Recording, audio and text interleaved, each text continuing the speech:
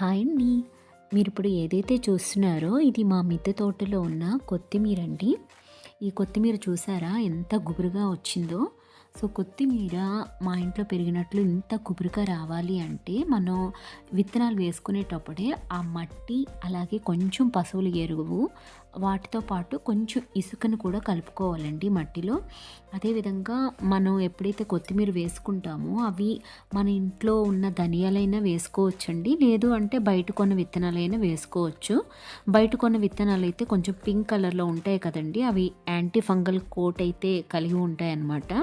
అలాగే విత్తనాలు మనం చల్లిన తర్వాత ఆ మట్టి పైన లేయర్ ఉంటుంది కదా! ఆ పై లేయర్ ఎప్పుడు కూడా మట్టి పొర ఎండిపోకుండా చూసుకోవాలి.